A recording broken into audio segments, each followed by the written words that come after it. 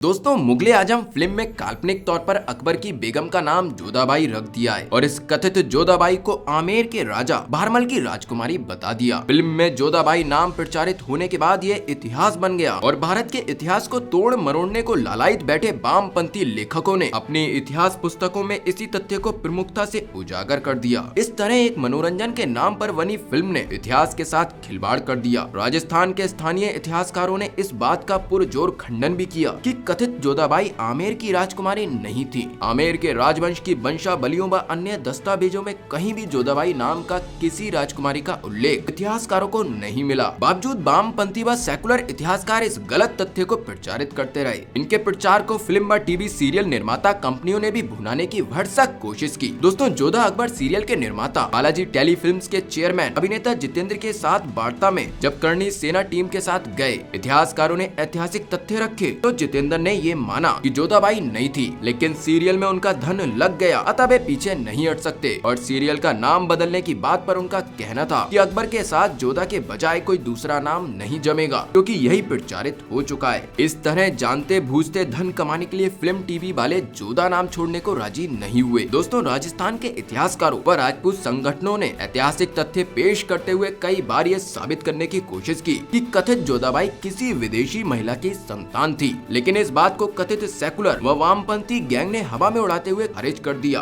दोस्तों अभी हाल ही में गोवा के एक लेखक ने जोधाबाई को लेकर अपनी शोध पुस्तक में बड़ा खुलासा किया है। ये सच जानकर हमें कोई हैरानी नहीं हुई, क्योंकि हम शुरू से ही कह रहे हैं कि अकबर की बीबी और जहांगीर की मां राजपूत नहीं बल्कि विदेशी लड़की थी। गोवा के लेखक लुइस डी असीस कोरिया ने अपनी किताब Portuguese India and Mughal relation 1510-1735 में कहा है कि जोधाबाई वास्तव में एक पुर्तगाली महिला थी जिनका नाम डोना मारिया मैस्क्रेनहास था। दोस्तों जो पुर्तगाली जहाज से अरब सागर होते हुए आई और जिसे 1520 शताब्दी के मध्य में गुजरात के सुल्तान बहादुर शाह ने पकड़कर सम्राट अकबर को भेंट कर दिया था। डोना के साथ उनकी बहन जुलियाना भी थी। असीस ने पणजी में किताब के लोकार्पण कार्यक्रम से इतर IANS से कहा, जब डोना मारिया अकबर के दरबार में पहुंची तो अकबर को उससे प्यार हो गया। उस वक्त अकबर की उम्र 18 वर्ष और डोना की 17 वर्ष थी। दोस्तों अकबर पहले से ही शादीशुदा थे, बावजूद इसके उसने डोना के प्रति आसक्त होकर उसे और उसकी छोटी बहन जुलियाना को अपने हरम में रख लिया। असीस बताते हैं कि पुर्तगाली और कैथोलिक ये स्वीकार नहीं कर पाए कि उनके समुदाय का कोई शख्स हरम में रहे, जबकि दूसरी तरफ मुगल ये स्वीकार नहीं कर सकते थे कि फिरंगी समुदाय की महिला मुगल की पत्नी बने। इस वजह से ब्रिटिशों और उस काल के मुगल इतिहासकारों ने जोधाबाई को लेकर एक भ्रम की स्थिति